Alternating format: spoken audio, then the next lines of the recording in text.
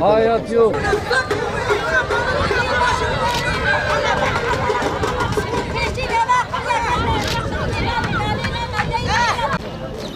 Selam, hoş geldin. Nasılsın abi? La dedim arayacağım. Dedim belki yattın sandım sabahsın.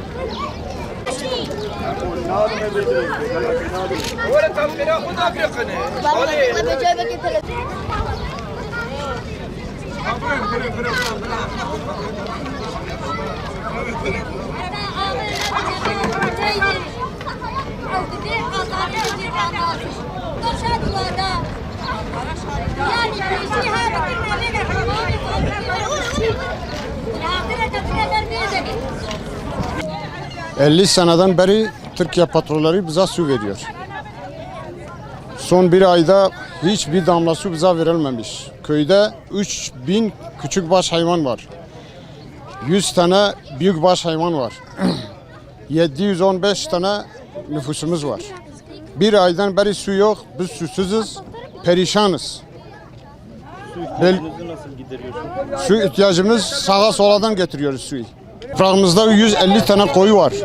Petrol koyusu var.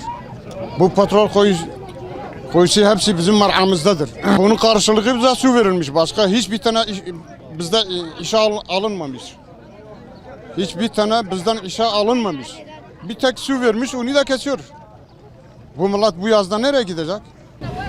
O şirket ecmara kuyuyla da delva ve doğal gaz derket, çapalı derket, ticaracılığı da ava piz derket, o hatta var cihaya medane ber vakul ya hayvani metkevne qiri aftine emtev ştina kalyan zlame me hatta var batmani cille şuş dine. Ama artık ama hukar idare nakin. Anı da biz günde habert. Ava metne hayvani meştina kalyan millete me kalyan ab mehuni ve ava metne. وكاجد عيش ده تنا حتى ورج دراتن كم نعيش إجا آبش آبيناتنا أم هيج قبول ناك نحروبي ونبي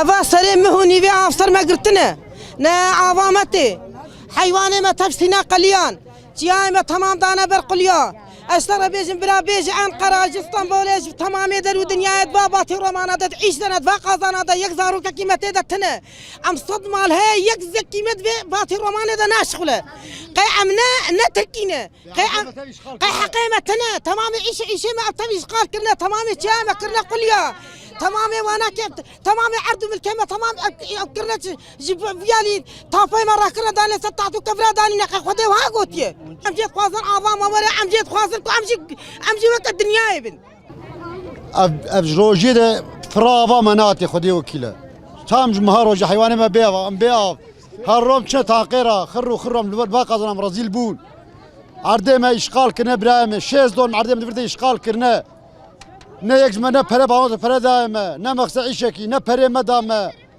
جبر خود تابو برسر خو حاله ما فهمتني فرجي نه كذا ما كيف عيش صوت حد ما تقول یک زمانه كتعيش خدي وكيله حيواني ما تكنا قيله اما افيت خوازن ما بتشد خوازن اما يصير من الفري والله 1978 yılında dedem Abdülkadir Karahan'ın o zaman Siirt Valiliğinden resmi izinle almış olduğu suyu TPO hiçbir gerekçe göstermeden şu an bizim üzerimize kesmiş durumda.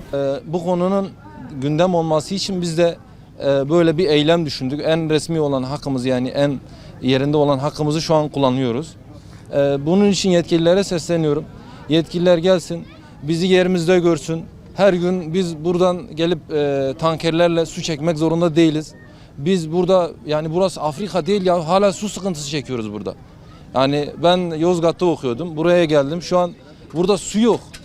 Yani koyunların suyu yok. Köyde yani çocuklar artık başını yıkamaz halde. Yani hep buraya gelmek zorunda değiliz. Her yere su ulaştı. Artık Afrika'ya bile su ulaşıyor. Yalnız Recepler Köyü, Batman'a belki 10 kilometre değil. Yalnız buraya su yok. Neden yok acaba? Niye bölge müdürü ilgilenmiyor bu konuyla? Niye il özel idare ilgilenmiyor bu konuyla? Hani böyle mi devam edecek? Biz susuz mu kalacağız hep? Ben yetkilileri göreve çağırıyorum. Şu an bizim yeraltı kaynaklarımızın içerisine gaz boşaltılıyor. Biz kuyu da vuramıyoruz. Vurduğumuz il özel idare tarafından 2 tane kuyu vuruldu buraya. İkisinden de gaz çıktı. Yani bu gaz da zehirli. Biz kullanamıyoruz bu suyu da. Nereden su getireceğiz? Koyunlarımızı da sulayamıyoruz. Herhangi bir yerde onları besleyemiyoruz da artık. Yerde bırakmadılar. Her 200 metreye bir tane kuyu dikilmiş durumda. Böyle olmaz ki. Yani böyle bir anlayış olamaz. Gerçekten bizlerin bu çağrısına, haykırışına ses veren Batman medyasına ve İlk Haber Ajansı'na öncelikle çok teşekkür etmek istiyorum. Gerçekten su bizim en temel hayat maddemizdir. Ve bu hayat maddemizi bizlerin elinden almaya çalışan TEPAO Bölge Müdürlüğü'nü kınıyorum. Su insan yaşamının en tabii hakkıdır. Ve bu hayat hakkı bir yerde sıkıntı oldu mu gerçekten insan hayatı sıkıntıya girer. Bu yüzden biz yetkililerden şunu istiyoruz. Gelip köyümüzü gezsinler, görsünler, bu çağrımızı gelip görsünler ve ondan sonra bizlerin temel ihtiyaçlarını görüp bunu karşılamak için her türlü şey yapsınlar. Yani biz devletin birçok kurumuna gittik. Hiçbir yönetim kurulu bizi muhatap almadı, bizimle ilgilenmedi. Ve biz de bu yöntemle köyümüzün sesini, su ihtiyacımızı biz duyurmaya çalıştık. Teşekkür ediyorum.